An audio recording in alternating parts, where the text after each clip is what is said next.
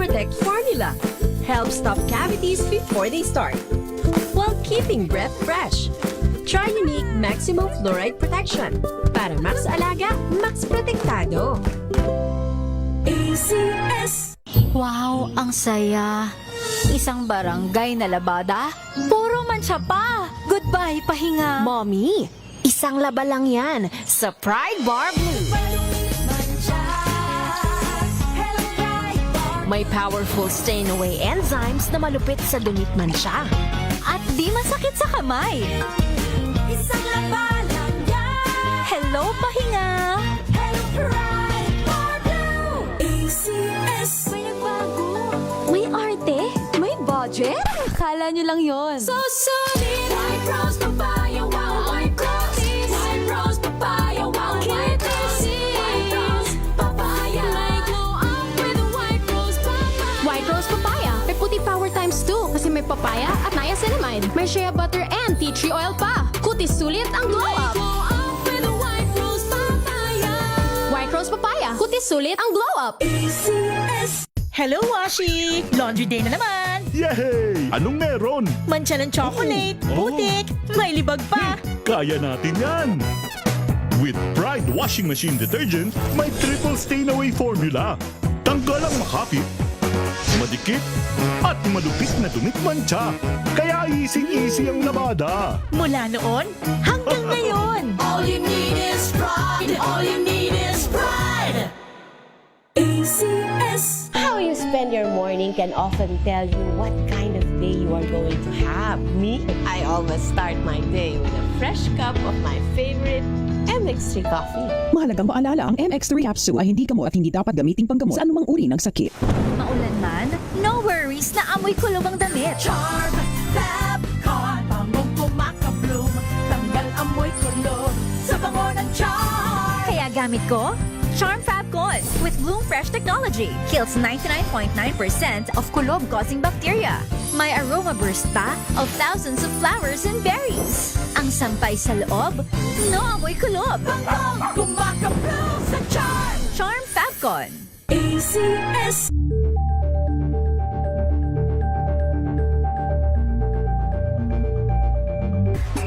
Galalala Fabcon. Galalala Fabcon. Ang bango ng sampayan. Tara na magsayawan. Calafabcon, amoy nakaka-joyful.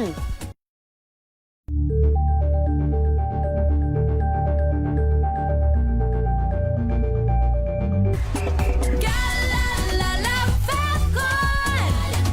Galalala Fabcon. Ang bango ng sampayan. Tara na magsayawan. Calafabcon, amoy nakaka-joyful. Tinesting, sinuri, siniyasan. Ang resulta? Super effective ang Shield sa pagpatay ng bakterya at virus. Shield Antibacterial Soap. Believe ang mga eksperto sa Philippine Nurses Association. At si Mami, Tiwala ako sa Shield. Shield Antibacterial Soap. Napatunayang mabisa. Ang mga nurse, tiwala. ACS. Galalala Fabcon. Galalala Fabcon. Ang bango ng sampayan. Tara na magsayawan. Calafabcon, amoy nakaka-joyful. Benepisyo ng pagiging isang fur mom. Alamin. This portion is brought to you by ACS Manufacturing Corporation, ISO certified, maker of world-class quality Pride detergent. Ang pagiging isang ina, hindi lamang natatapos sa pagkakaroon ng anak. Dahil ang iba, nagiging nanay din ng kanilang mga mahal na alagang hayop. Kaya naman, ano nga ba ang benepisyo ng isang pagiging fur mom? Ayon sa wishbonepet.com, ang iyong fur baby ay iyo ring nagiging companion. Para rin itong tao na yung pwedeng maging kasama. Kapag nalulungkot ka, nariyan siya sa tabi mo. Dahil ayon sa ilang pag-aaral, ang aso ay mayroong empathic-like behaviors, habang ang mga pusa naman ay may kakayahang ma-pick up ang human emotions. Bukod pa riyan, ang pagkakaroon din ng isang alaga ay iyong magiging kasama para makabuo ng magandang memories. Ilan lamang yan sa mga benepisyo ng pagiging isang fur mom. Tandaan, maging isang responsableng pet owner para maging masaya rin ang iyong alagang fur baby. This portion is brought to you by ACS Manufacturing Corporation, ISO certified, maker of world-class quality Pride detergent.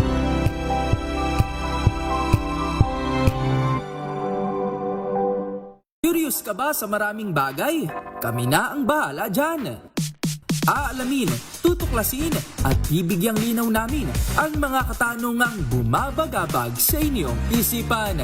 Sa programa kung saan ang bawat sagot ay galing lamang sa mga eksperto. Ang Expert's Opinion, tuwing linggo 3:00 ng hapon, dito lang sa DZRH TV.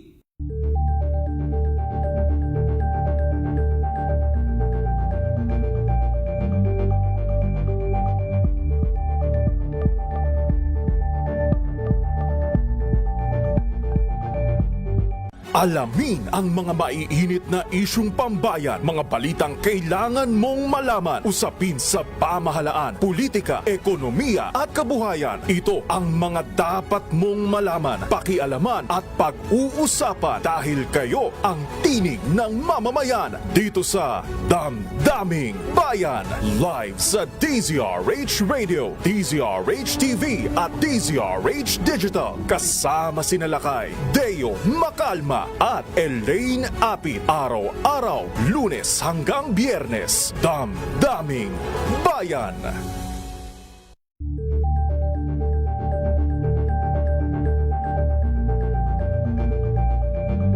Maagang balitaan, maagang usapan sa mga issue at balita. Kasama si Kuya Angelo Palmones sa Magandang Umaga Pilipinas. Mula Lunes hanggang Biyernes.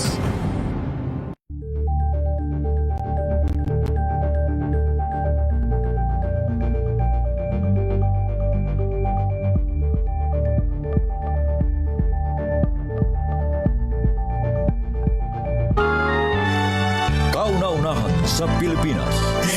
NBC Manila Broadcasting Company.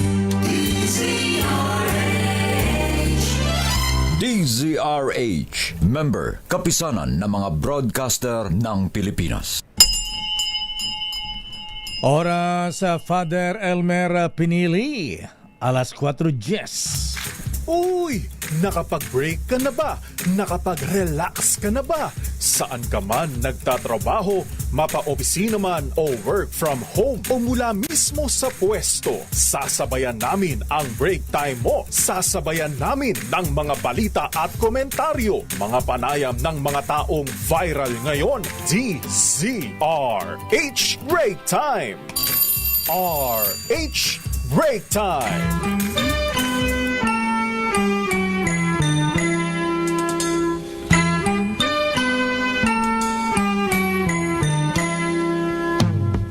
See the curtains hanging in the window in the evening on a Friday night.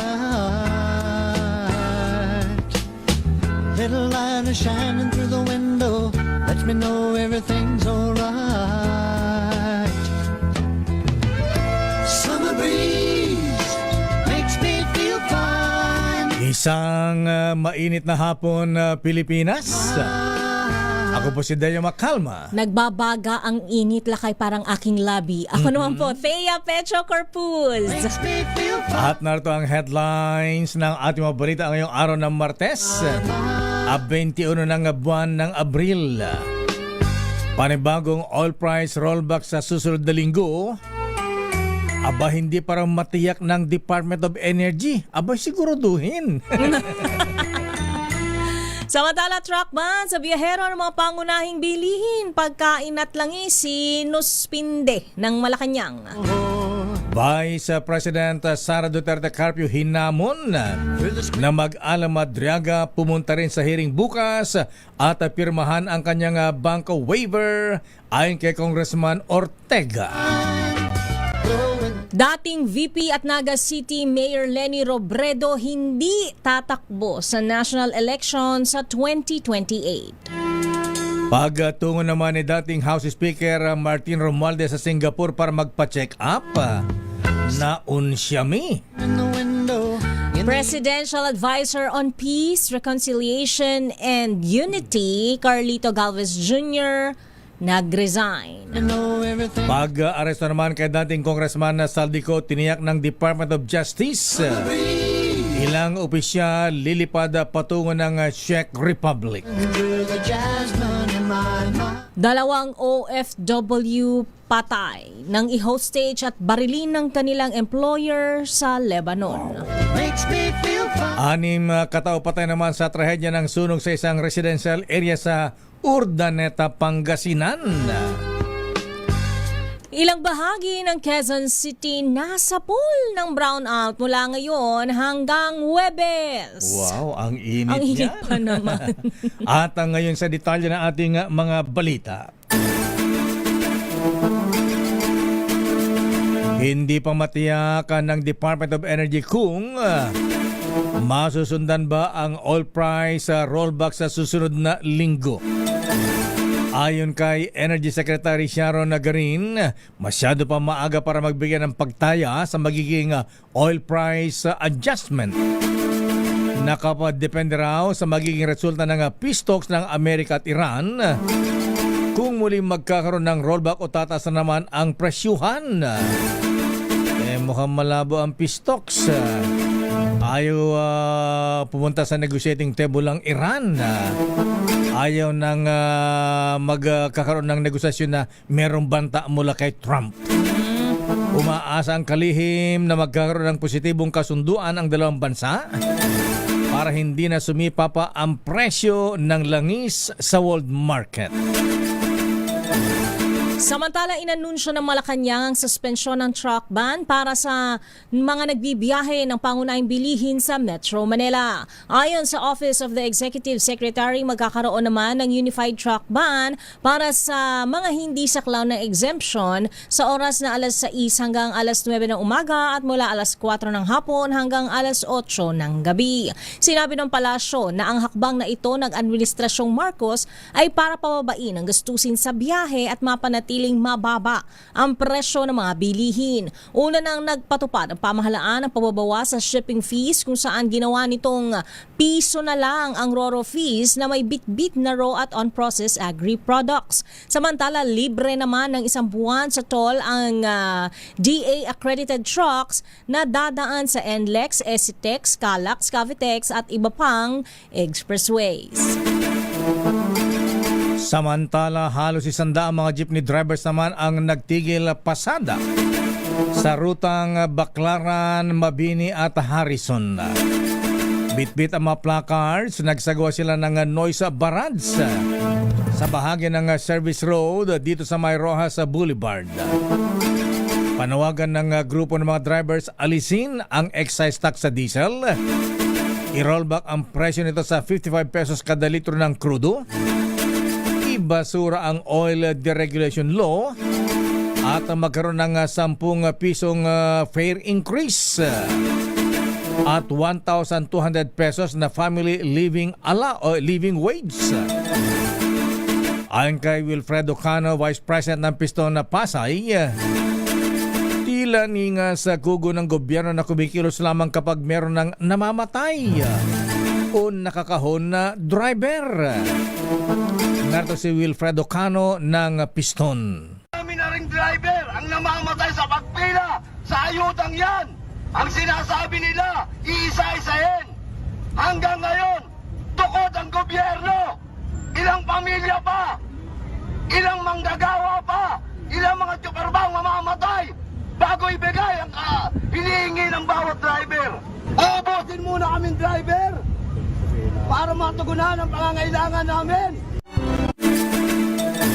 Samantala, dadaan pa sa masusing konsultasyon mula sa iba't ibang stakeholder ang 10 pesos na taas pasahe na hirit ng transport group na Piston.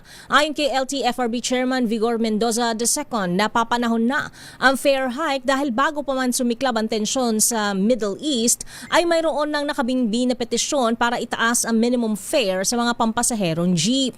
Naniniwala si Mendoza na may sapat na batayan naman ang Piston sa kanilang hiling na taas pasahe pero dapat din anyang ikonsidera ang epekto nito sa mga mananakay. Binigyang diin ni Mendoza na kailangan ding pag-aralan ang magiging epekto nito sa ekonomiya at kung kakayanin ba ito ng mga minimum wage earner. Narito ang bahagi ng pahayag ni Mendoza. Kailangan pa namin inform ang OSG, no, para mag-comment rin po ang OSG sa bagay niyan.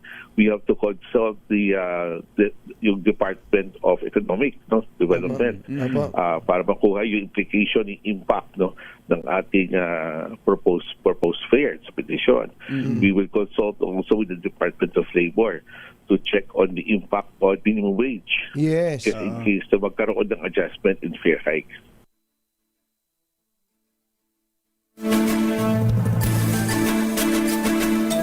Samantala, hinamon naman ni House Deputy Speaker Paulo Ortega si Vice President Sara Duterte na mag-ala Madriaga para patunayan daw ang kanyang kredibilidad.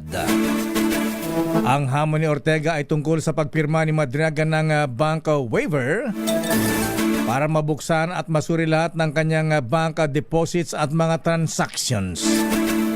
Sabi ni Ortega kung talagang gusto ng Vice Presidente na pabulaanan si Madriaga, huwag sa caption, huwag sa press statement, huwag daw paikot-ikot na soundbite kundi humarap sa komite at manumpa at sagutin ang mga tanong. Samantala, pinadalhan na rin ng House Committee on Justice ng subpoena si Bangko Sentral Governor Eli Remolona Jr. bilang chairman naman ng Anti-Money Laundering Council. Pinasusumite na AMLAC ang financial records ni VP Sara at ang kanyang mister na si Attorney Manasseh Carpio. Pinapupunta rin bukas sa hearing si dating Senator Antonio Trillanes sa issue naman ng unexplained wealth ng Vice Presidente.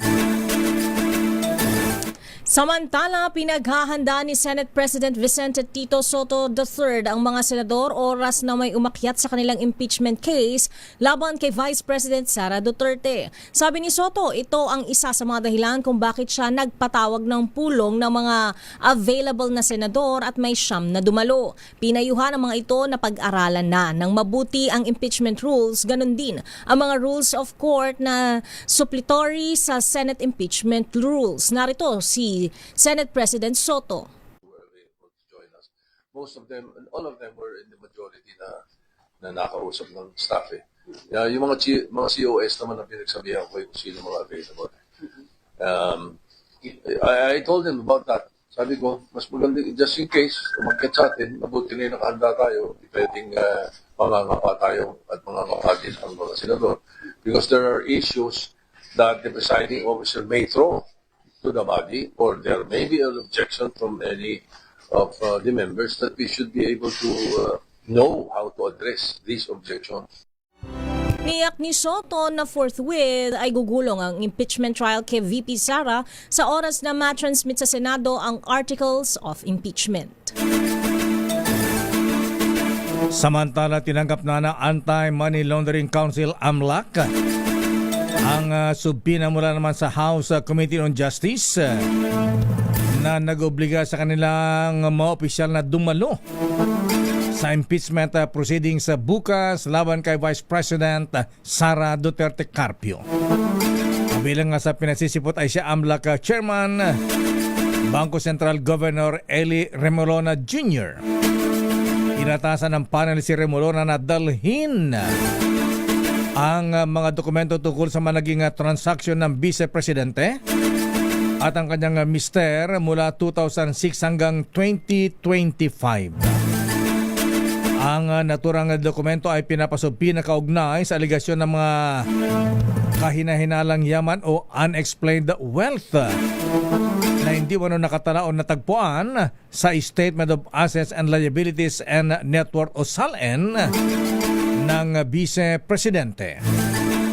Bukod dito ay pinasusumiti din sa AMLAC ang listahan ng mga negosyo o business entities na posibleng konektado sa Vice Presidente at ang kanyang mister. Samantara, itinuring ng moot and academic ni Batangas Representative Jervil Luistro ang petisyon ni Attorney Mans Carpio na humaharang sa pagsusumite ng kanilang tax records ni Vice President Sara Duterte sa House Justice Committee. Ito ay matapos kumpirmahin ng komite na siya ring pinamumunuan ni Luistro na hawak na nila ang mga nasabing dokumento mula sa Bureau of Internal Revenue. Ayon kay Luistro, agad na tumugon ang BIR noong Abril 14 sa sabpina ng komite at naisumite na ang tax records ng mag-asawa. Sa impeachment proceedings na nakatakda bukas, Abril 22, ay inaasahang magiging sentro ng diskusyon ng usapin ng umano'y ill-gotten wealth o hindi maipaliwanag na yaman ng Vice Presidente. Bukod sa mga record mula sa BIR, ilalatag din sa komite ang mga Statement of Assets, Liabilities and Net Worth o SALN na magmumula sa Office of the Ombudsman. Gayon din ang ulat mula sa Anti-Money Laundering Council o AMLAC hinggil sa mga bank transaction ng mag-asawang Duterte Carpio. Ayaw na. Hindi ka kandidatong presidente sa darating na eleksyon. Si dating Vice President at ngayon Naga City Mayor Leni Robredo. Inanunsyo ng dating Vice President Leni Robredo sa isang panayam na local radio station. Baka ito yung Sagit-Sit News ni June Alegre.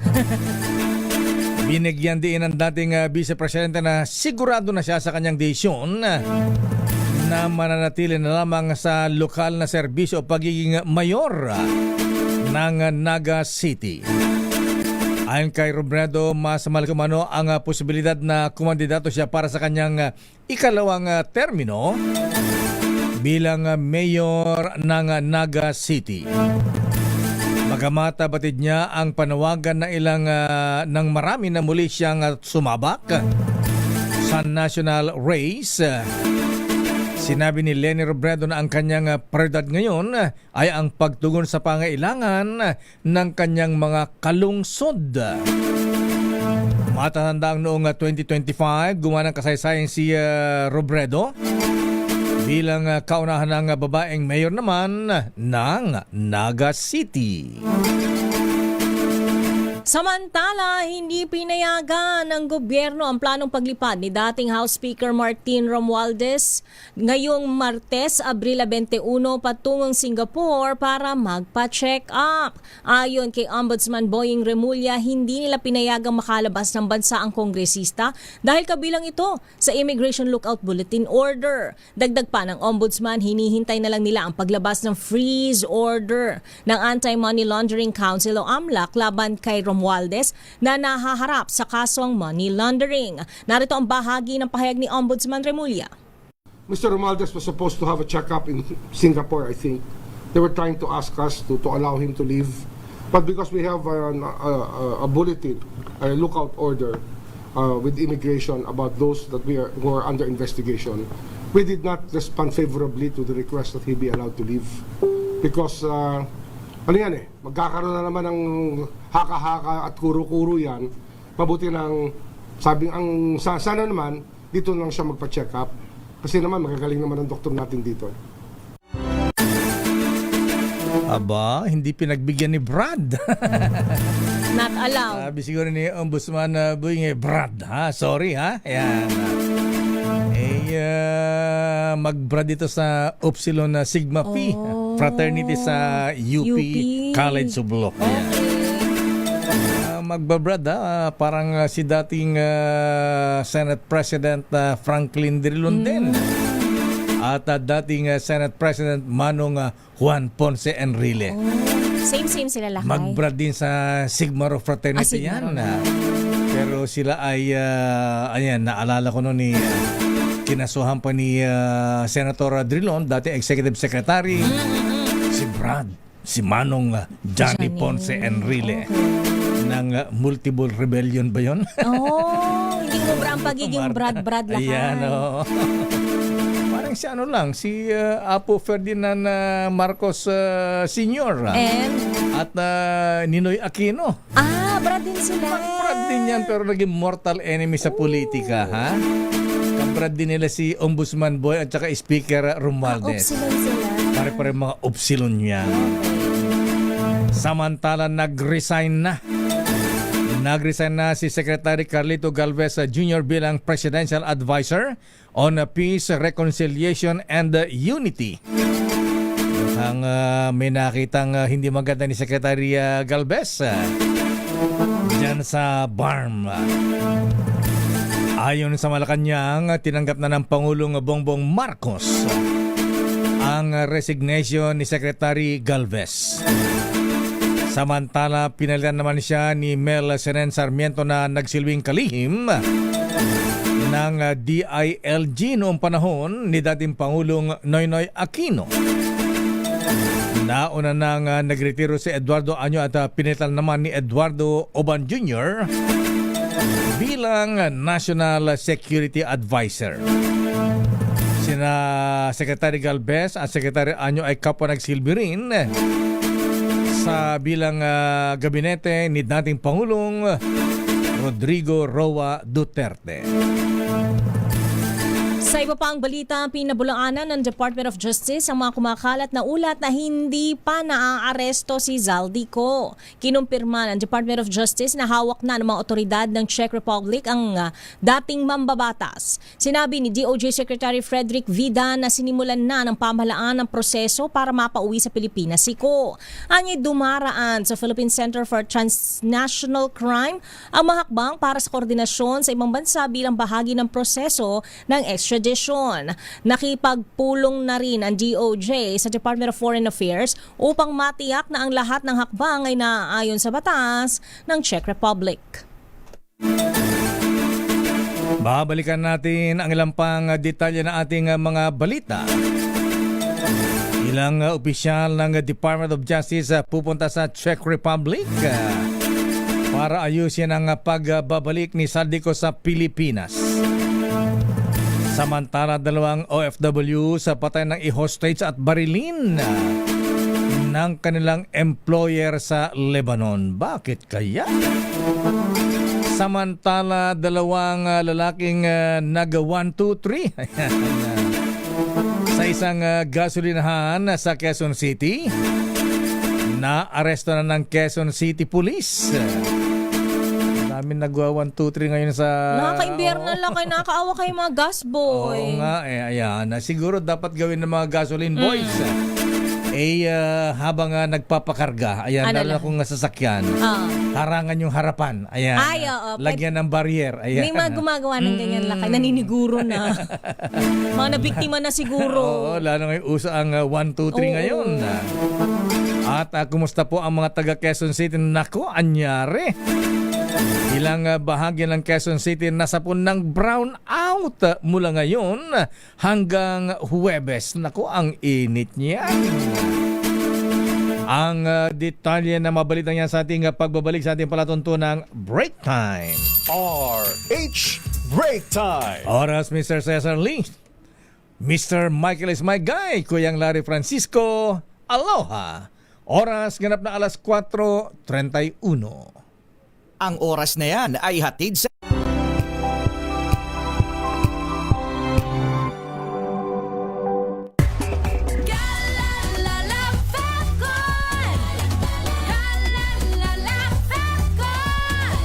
Ang bango ng sampayan, tara na magsayawan. Calafabcon, amoy nakaka-joyful.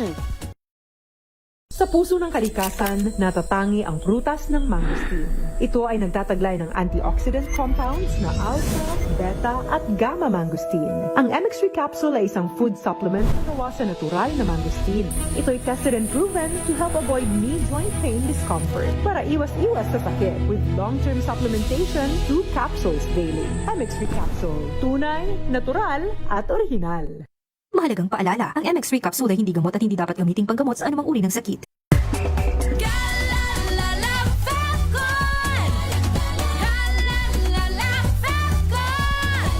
Ang bango ng sampayan, tara na magsayawan! Calefabcon, amoy nakaka-joyful!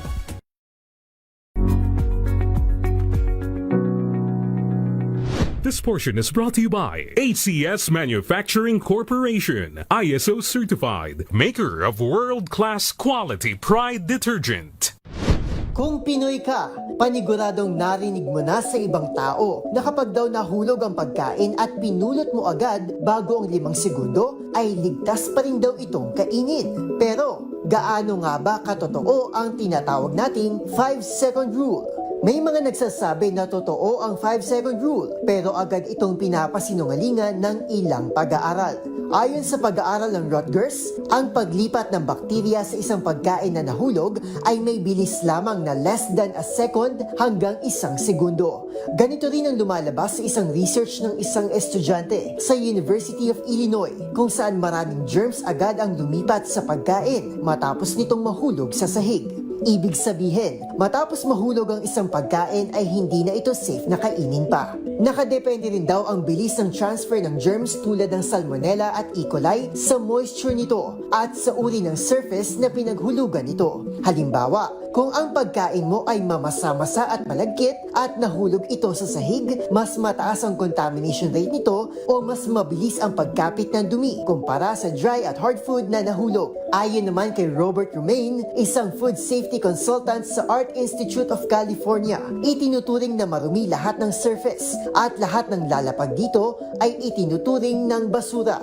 Upang masiguro naman ang ating kaligtasan at maiwasan ang pagkakasakit, mas mainam daw na wag nang kainin at itapon na lamang ang mga nahulog na pagkain, lalo na sa mga prone sa sakit tulad na lang ng mga bata, buntis, matanda at yung may mahinang immune system.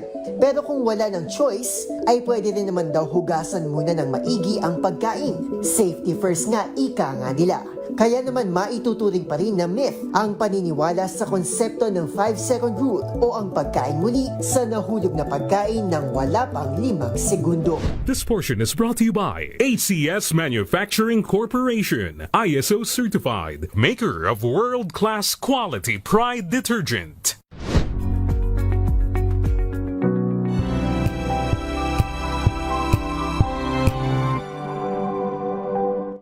Maulan man, no worries na amoy kulob ang damit. Charm Fabcon, bangong kumakabloom, tanggal amoy kulob sa bango ng charm. Kaya gamit ko, Charm Fabcon with Bloom Fresh technology. Kills 99.9% of kulob-causing bacteria.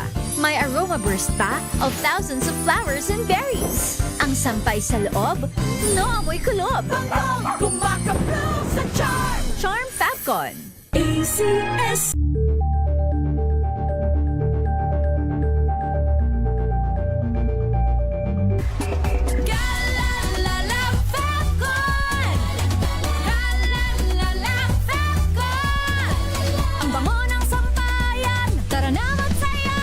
Calefabcon, amoy nakaka-joyful!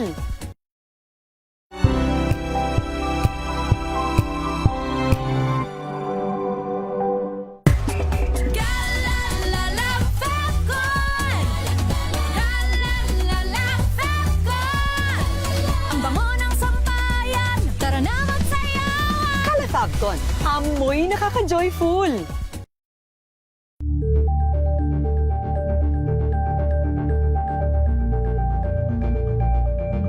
Hello, Washi! Laundry day na naman! Yay! Anong meron? Mancha ng chocolate, putik, may libag pa! Kaya natin yan! With Pride Washing Machine Detergent, may triple stain away formula.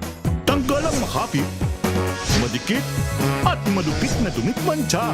Kaya easy-easy ang labada. Mula noon hanggang ngayon. All you need is pride. All you need is pride. ACS.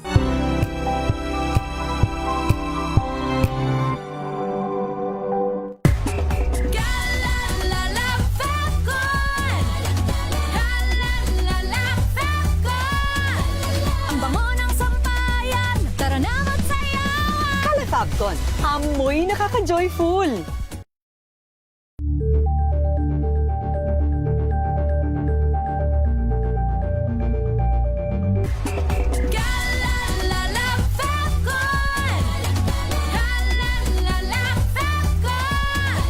Ang bango ng sampayan. Tara na magsayawan. Calefabcon, amoy nakaka-joyful.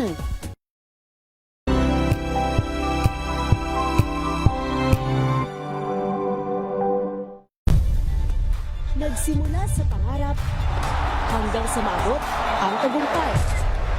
Iba't ibang kwento, iba't ibang mukha ng atletang Pilipino.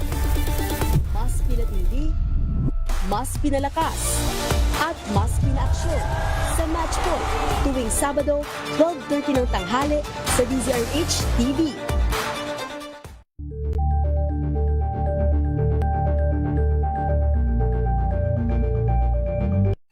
Mga balitang gigising sa inyong umaga. Mga balitang kailangan mong malaman. Mapapakinggan sa ACS Balita sa 2x2. Kasama sina Anthony Taberna at Jerry Baha. Lunes hanggang Biyernes.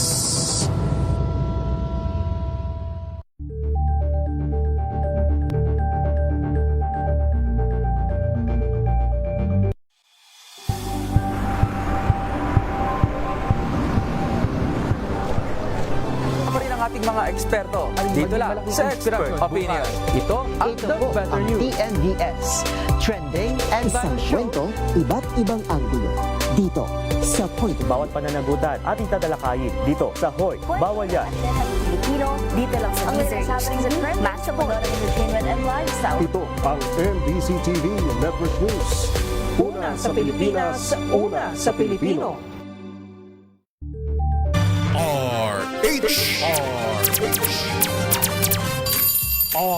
RH Break Time.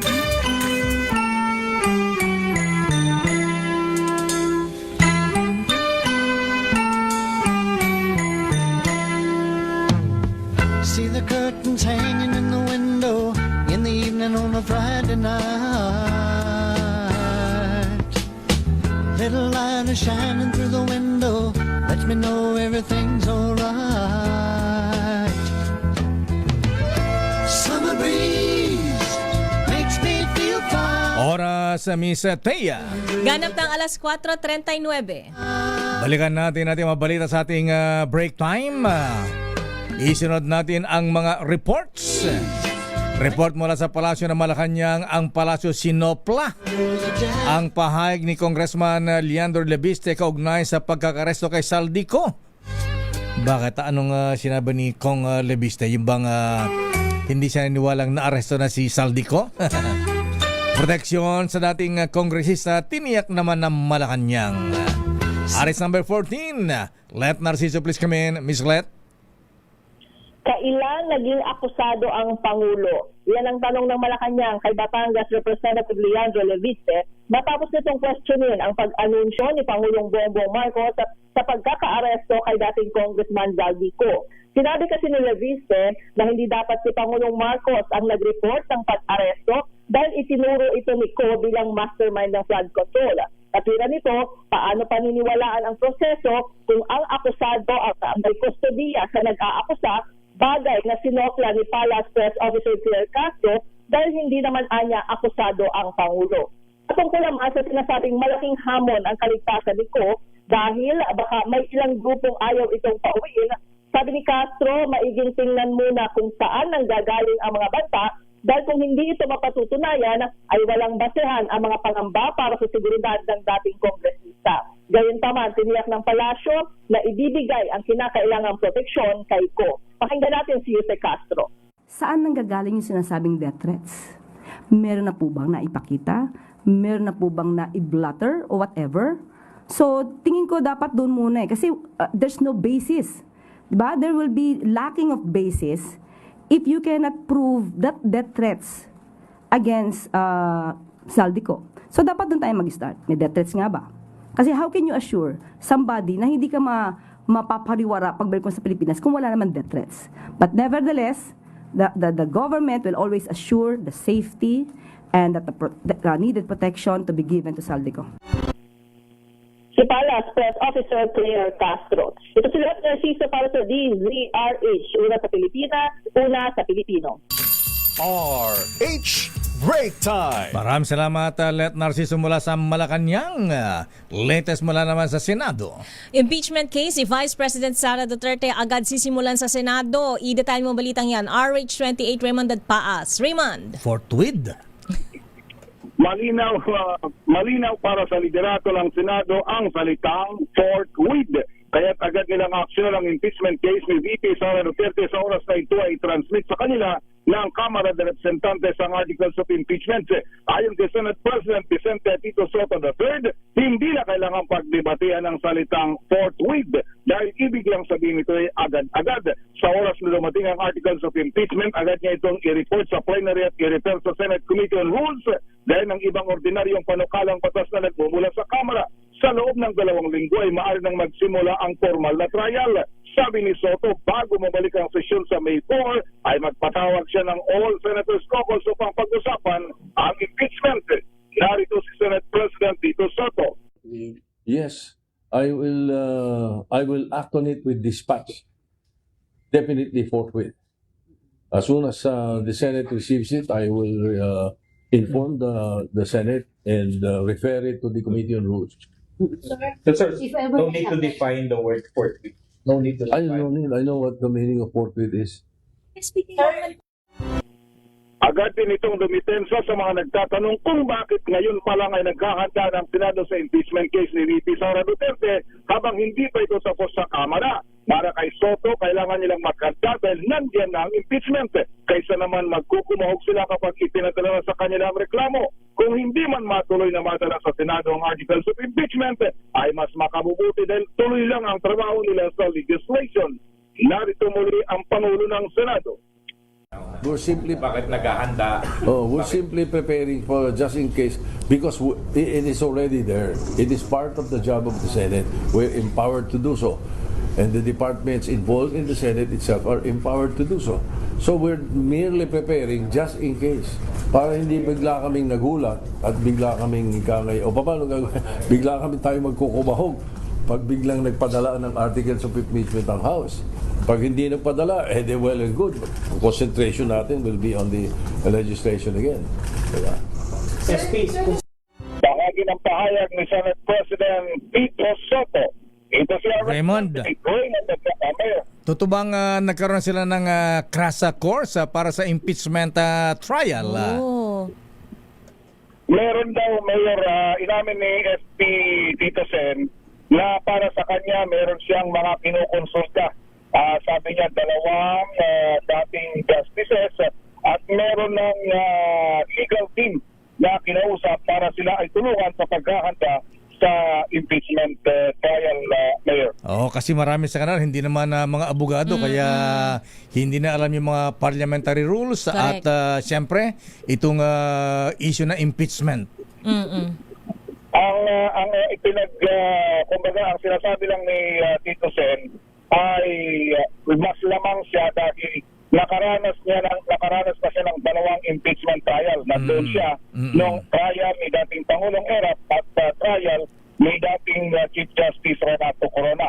At malaking tulong yun para sa kanya. Pagkamat kailangan niyang ang pag-aralan niya ngayon ay rules of court dahil suplitory yun sa rules ng impeachment sa Senado, Mayor. Ayan. So, abangan natin yan. Maraming salamat, Raymond. Balik sa inyo, Mayor at Ms. Bea. Samantala, mula sa Senado, dumako naman tayo sa Kamara de Representantes. Travel clearance ni Congressman Martin Romualdez patungong Singapore. para magpa-check up, inaprubahan ng Kamara. Aba? Paano tumanang Milky? Sino mananaig? Ayaw ni Ombudsman Boying, ni Brad, ha? Pero ang mga kapwa congressman ay payag. Ano ang ng immigration dito? Ayan. Sinong susundin? Kaninong kautosan? Kasi siyempre huling mese niyan ay immigration. Palalabasin ba, palulusutin ba sa immigration sa airport? Aris number 12, manang Milky Regunan, please come in. Milky. Nakayataya inaprobahan ni House Speaker Faustino III sa pamamagitan ni House Secretary General Sheldon Garfield ang request na travel clearance ni later Representative Martin Romualdez. Pinayagan si Romualdez na bumiyahe mula April 20 hanggang May 4, 2026 sa Singapore. Sasailalim si Romualdez sa follow-up check-up matapos ang kanyang angioplasty surgery. Ang travel clearance ay kaakibat ng commitment ni Romualdez na babalik ng bansa matapos ang ibinigay na petsa ng biyahe. Nilinaw din ang abogado ni Romualdez na si Atty. Abet Fernando. Ito na yung tanong mula kay Atea na hindi babawalan na umalis ng bansa ang dating House Speaker taliwas sa sinabi ni Ombudsman Crispin Remulla. Ayon kay Fajardo, si Romualdez ay nasa Immigration Lookout Bulletin Order at ang paghingi nito ng travel clearance ay in good faith. Patunay na babalik ng Pilipinas at walang intensyon na tumakas. Tinawag naman ni Fajardo na speculative ang report ng umunay freeze order dahil wala pa namang naisusumiting formal application ang Anti-Money Laundering Council sa Court of Appeals. Anyaw dahil kasong na isasampa sa Ombudsman o anumang korte. At ito ay pinayagang makaalis ng Mansalakay at Teya para sa kanyang follow-up check-up matapos ang angioplasty surgery. Ako si Milky Regunan. Manang Milky. Anong barado? Barado ba ang ugat sa puso ni Speaker Martin? Oo, usually lakay, di ba? At Teya, pag sinabi mong angioplasty surgery, may badong ugat. So, kinunti naman ng kanyang opisina na sumailalim nga sa angioplasty surgery kamakailan ang former House Speaker at pupunta siya ng Singapore ang petsa nga April 20 hanggang May 4 para sa kanyang follow-up check-up. Kailan? April? 20. 21 na ngayon eh. O April 20, hanggang May 4, 2026 para sa papunta ng Singapore. Kinumpirma rin ng kanyang opisina na sumailalim na kamakailan sa angioplasty surgery ang former House Speaker at ang pagpunta niya ng Singapore ay para nga sa follow-up medical check-up. Pero ayon ni Brad, kaya naman daw dito sa Pilipinas na gamutin yung mga ganyang karamdaman. Oo, lakay decision ito ng Representative Martin Romualdez at pinayagan naman siya ng liderato ng Kamara sa pamagitan ng Speaker Faustino III at inisyohan na siya ng travel clearance ng House Secretary General. Paano kung harangin ni Brada Boying? Alam mo, lakay paliwanag nga nung kanyang abogado, Atty. Ade Fajardo, wala daw pagbabawal na umalis ng bansa si Romualdez. Ang sinasabi lamang ni Atty. Fajardo, ang dating House Speaker ay nasa Immigration Lookout Bulletin Order. Ibig sabihin, wala namang lookout bulletin. Ibig sabihin, hindi naman siya pinagbabawalan na umalis ng bansa pero imo-monitor yung paglabas ng bansa. Titingnan lang. Hi. Bon voyage, Ayan, Speaker. Lumabas na. Ganon. Okay, ingat sa biyahe. Lakay at Teya ay in good faith. Ibig sabihin, babalik naman siya ng Pilipinas pagkatapos ng mga naturang pets. Ayan, hindi naman pupunta ng Spain o kaya Portugal o kaya Czech Republic. Kaya lakay medical check-up, follow-up daw matapos ng kanyang angioplasty surgery. Okay nga, Rod. Maraming salamat, birthday girl. Manang Milky Regunan. Thank you sa inyo dalawa. Balik sa iyo, Teya at Lakay. Pero Lakay, bakit ang dami nagpapagamot na mga opisyal na sa ibang bansa? Magagaling din naman yung mga Pilipino doctors. Ewan ko, sabi nila magaling daw sa Singapore talaga, Misa Teya. Ayan, kaya lang mahal. Kung mayaman ka, marami kang pira. Ayan, buti pa sila afford nila, no? Maraming pera. Kung tayo mga wala, PGH. Oo naman. Kaya lang pipila ka. Ayan. Yun lang. Kung sa Rizal Medical Center, kailangan manalo ka pa sa raffle. Ayan. Iraraffle naman yun. Iraraffle ka muna bago kailangan manalo ka sa raffle. Bago ka makapila ng... Oo, bago maoperahan. Ayan. Ganyan ngayon dyan. Ganyan ang serbisyo ng Department of Health. The better luck next life na lang, lakay. Only in the Philippines. Balikatan 2026 patunay na walang epekto sa Pilipinas ang gulo sa gitnang silangan ayon sa Armed Forces of the Philippines. Idetalye mong balitang yan, RH52, Edniel Parrosa. Edniel. Tiwalang militar na hindi maapektuhan ng tensyon sa gitnang silangan itong kalagayang pansiguridad sa West Philippine Sea. Patunay umano riyan itong umarangkada ng Balikatan War Games na pinakamalaki at pinakamalawak sa kasaysayan. Sa panayam ng reporters dito sa Camp Aguinaldo, sinabi ng AFP spokesperson for WPS, Rear Admiral Roy Vincent Trinidad, na magpapatuloy hindi lang itong taon ng joint exercises, kundi maging ay iba pang aktibidad ng AFP at Department of National Defense sa kabila ng regional conflict sa Gulf area. Naura lang siniguro ng US Armed Forces kahapon na hindi magbabago ang commitment ito sa Pilipinas kahit hati ang atensyon ito sa tensyon sa Middle East. The mere fact na natuloy ang balikatan, it is the most diverse, the most highest number of activities and attendees. Ito ay nagpapatunay lamang na walang effect sa parte ng mundong ito ang gulo sa Middle East. It is a regional conflict. Activities in the West Philippine Sea, in the Indo-Pacific region will continue under the AFP and DMZ. Sa parehong interview ngayong araw, inihayag ni Trinidad na handang AFP sa kahit anong magiging reaksyon ng China sa balikatan, lalo pat una na itong binatikos at tinawag na paglalaro ng apoy. What I would like to say is your AFP is prepared for any escalation, for any eventuality. We have the appropriate contingency plans in place. And we have seen in the past that your AFP has been able to stand up to any challenge posed to us by the adversary in the maritime domain. Bago ito naobserbahan ng AFP na tuwing may multilateral maritime cooperative activity, sinusundan ito ng People's Liberation Army ng sariling deployment sa loob mismo ng exclusive economic zone ng Pilipinas. Ako si Edniel Parrosa, Razorway. Talaga ha? Ayan, nakamonitor ang China ha? Ilang bang live missiles, rockets ang pinalipad dito sa balikatan exercises? Lakay kasi simula lang kahapon at sa mga susunod na araw slated pa lamang itong mga exercise na yan. Pero ang confirmed na lakay na gagamitin natin yung BrahMos supersonic missile na binili natin galing India. Ito yung gagamitin lakay para sa direct activity. Yung pagpapalubog ng decommissioned na barko ng Philippine Navy gagawin sa balikatan. Pero doon sa ilan pang mga activities, for example, mayroon tayong mga air defense simulation, mayroon ding mga gagamitin dyan na separate assets. At ang info lakay ay mukhang maging yung iba pang mga missile gaya ng Nemesis anti-ship missile at saka yung Typhoon MRC missile na una ng inginangak ng China ay magpapakita rin ng appearance dito sa balikatan. Ngayon, kung sila ipapuputokin o gagamitin lamang sa pagpapractice ng carriage o yung transport, ay hindi pa isinasa publiko yung specifics ng armed forces lang. So yung mga missile galing India ang pinapaputok ngayon ha? Baka hindi mo nagagamitin yung Typhoon at saka ano yung isa? Yung mga bagong bili? Yung missile? Nemesis, ayan. Kailangan nila sa Middle East ayan.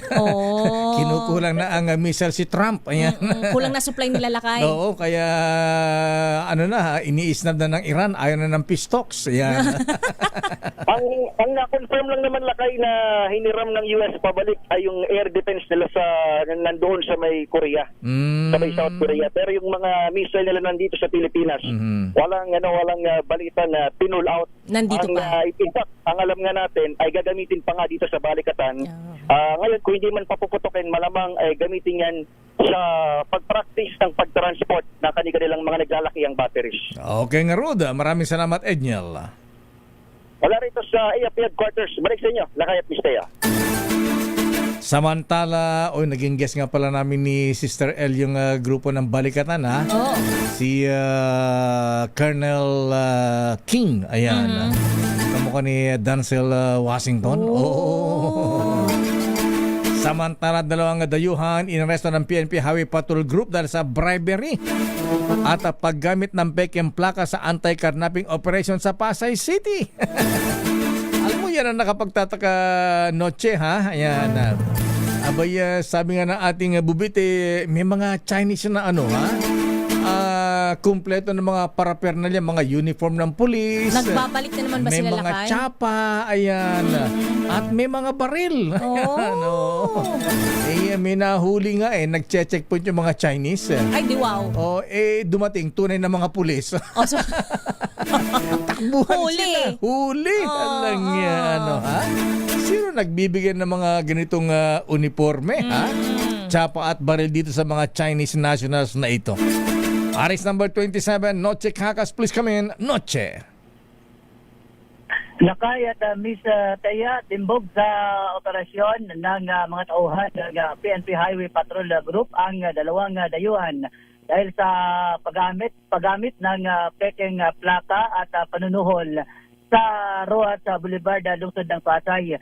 Bilang sa naaresto lakay, Miss Taya, ng Highway Patrol Group ay isang Chinese, 41 anyos, at isang Malaysian national, 31 anyos, na sakay ng isang Toyota Alphard. Lumitaw sa investigasyon na kay Ms. Taya ang mga fake plate bonnet, isang airsoft gun at mga bala sa loob ng sasakyan. Inaalam pa ng HPG kung may koneksyon ito itong dalawa sa anumang kidnapping grupo. Lumalabas rin na lakay Ms. Taya sa investigasyon ayon sa HPG na wala umanong record of entry sa Pilipinas ang mga suspect na sinasabing mga negosyante. Tinangka pa umanong suhulan ng 200,000 pesos ang mga operatiba kapalit ng kanilang kalayaan. Naharap ngayon ang dalawang foreign national sa kaukulang kaso, kabilang na ang corruption of public officials. Aris 27, Noche Kakas, DZRH, una sa Pilipinas, una sa Pilipino. Maraming salamat, Noche Kakas. Muchas gracias, buenas tardes. Hindi ba nangaagaw ng baril ang mga yan? Hindi lakay. Samantala, 6 ang patay sa sunog na sumiklab sa isang residential area sa barangay ng Kayasan, Urdaneta City, Pangasinan. Ayon sa ulat na otoridad, 2 kabahayan ang natupok ng apoy sa naturang insidente. Hindi na nailigtas ang mga biktima na nakulong sa loob ng kanilang mga tahanan matapos ang halos 3 oras na pag-apula sa sunog. Kinumpirma ng Bureau of Fire Protection na kabilang sa mga biktima ang 2 11 taong gulang na bata, 2 babae na edad 72 at 59 at 2 lalaki na edad 45 at 42. Patuloy pang investigasyon ng mga otoridad upang matukoy ang eksaktong sanhi ng sunog at ang kabuang halaga ng pinsalang iniwan nito. Kawawan man sila. Samantala, bangkay na isang 15 anyos na estudyante na tagpo ang patay sa Nueva Vizcaya at hininalang minulesya muna bago pinatay. Gracia Vera Sansano, please come in. Grace. Gracia, nawala si Grace, ha? Okay, samantala sa ating balita mula sa Japan, Miss Taya. Northeast coast ng Japan niyanig ng 7.7 magnitude earthquake. Ida tayo mga balitang yan, James Galange. James.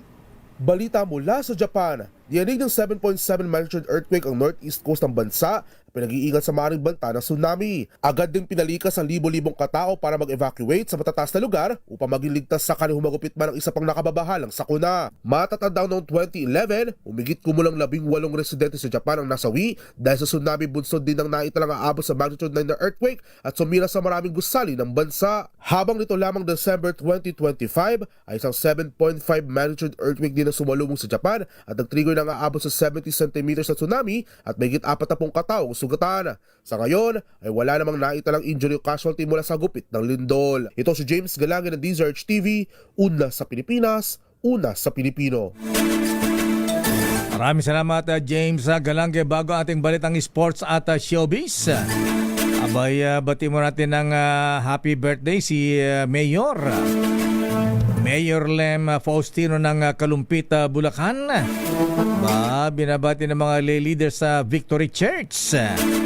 Happy birthday din kay Otep Iledo ng Bacoor, Cavite mula kay June Payong Ayong. Happy birthday din kay Kuya Jose Pepe Gocha at kay Arta Sarmiento ng San Jose del Monte, Bulacan. At get well soon. Uy, lungkot naman birthday pero may karamdaman. Binabati ni Kuya Rene Libunaw ng Nueva Ecija.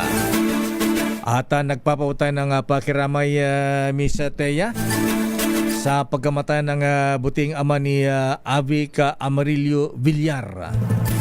Si Tatay Hernando Amarillo na avid listener natin sa DZRH ay sinundo na po ni Lord at nakaburol ngayon sa Eternitas Chapels sa Commonwealth Batasan Hills, Quezon City. Our condolences. Tayo po ay nakiramay, magipagladingit iti panagapusay ni Manong Hernando Amarillo. Samantala, naaresto na ng Quezon City Police District ang dalawang lalaking sangkot sa 123 gas and go sa isang gasolinahan sa Payatas, Quezon City. Ito ang kinumpirma ni Director General Randley Glenn Silvio sa isinagawang follow operations at pag-ugnayan sa LTO. Natukoy ang sasakyan sa Taguig na kumaripas ng takbo matapos magpagasolina at magpakarga ng halagang 1,500 pesos. Bihira, nag 1, 2, 3 ha?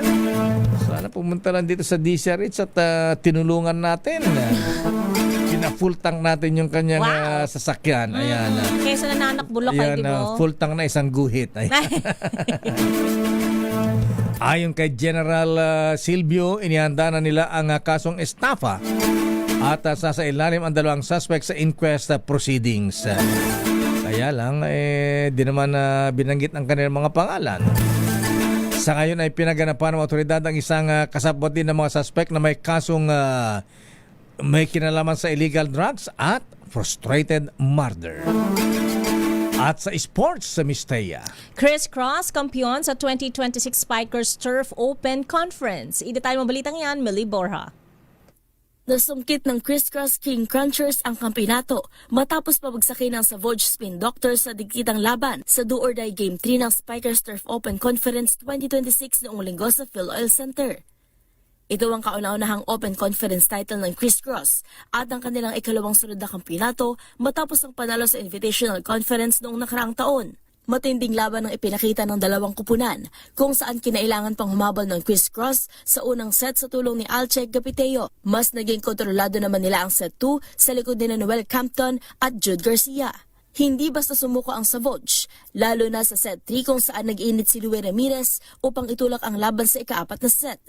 Nagpatuloy ang dikitan sa set 4, ngunit na naigang composure ng Chris Cross sa huling bahagi ng laro. Nagbigay ng puntos si National Team standout Kim Malabunga sa pamamagitan ng isang mabilis na atake at isang crucial block laban kay Ramirez.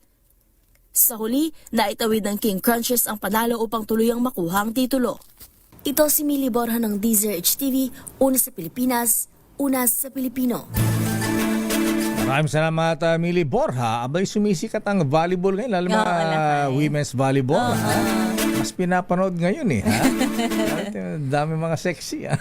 Nag-shift tayo sa volleyball from basketball lang At bago ang showbiz, abay, i-congratulate muna natin si Doc Mark Julius Merino Cabanela. Sa grand opening ng kanilang dental clinic, Mistea. Ang Merino Smile Dental Clinic dyan sa Kamuning, Quezon City. Ayan. Mabisita nga yan minsan. Pagka daw magpa-dentist ka doon, Mistea, ayan, libre ang braces mo. At kahit pabunot mo lahat ang ngipin mo, libre pa. Ayan. Pagbati mula sa Cabanela and Merino family. Congratulations sa Doc Mark Julius Cabanela. Showbiz, Mistea. American singer David kinasuhan ng murder kaugnay ng natagpuang bangkay sa kanyang kotse. Naghain ng not guilty plea. Idetalye mo balitang yan, Angelica Cosme. Matapos ang ilang buwang investigasyon, kinasuhan ng murder ang American singer na si David Anthony Burke. Kaugnay ito nang natagpo ang bangkay ng 14 anyos na babae na kinilalang si Celeste Rivas sa kanyang inabandonang sasakyan sa Hollywood Hills. Lumalabas sa investigasyon ng LA Police na nagkaroon ng relasyon ang mga awit sa minor de edad. Nag-ugat ang umano'y pagpaslang sa dalaga matapos umano nitong takutin si David na isisiwalat ang mga karahasan ng singer na makakaapekto sa kanyang career. 4 na buwan na nilang inaagnas ang putol-putol na katawan ng biktima bago nadiskubre sa Setyembre noong nakaraang taon. Naghain naman ng not guilty plea ang mga abogado ni David at nanindigang walaan niyang aktual na ebidensyang magtuturo sa singer bilang killer ni Rivas. Walang piyansa ang kaso ng 21-year-old singer na nakilala sa kanyang breakout hit na Romantic Homicide at kasalukuyang nasa kustodiya ng pulisya. These special circumstances carry with it, along with the first-degree murder charge, a maximum sentence of life without the possibility of parole or the death penalty. Ito si Angelica Cosme ng DZRH-TV, una sa Pilipinas, una sa Pilipino. Maraming salamat, Angelica Cosme. Grabe, chinap-chap pa yung babae. Menor de edad lang. Menor de edad 14 pa? anyos. Alang yan naman, ha? Oy, sabi nating business correspondent Mr. Michael is my guy. Nagsara ang palitan sa dollar ngayon na Miss Teya. Magkano? 59 pesos and 93 centavos sa bawat US dollar. Halos same lang lakay ng kahapon, ano? Lumakas ng konti. Kaunti. Ng 4 centavos.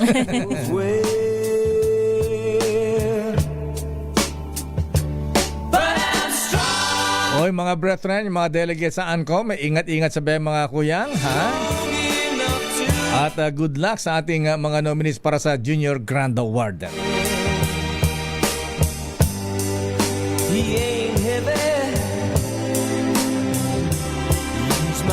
At yan ang kabuuan natin palatuntunan ng break time. Ako po si Deo Macalma. Ako naman po, Thea Petro Corpuz. Mga balansyadong balita, susunod na Chairman of the Board Henry Uri at Miss Kay Karen Oyong. Oras eksakto, alas 5:08.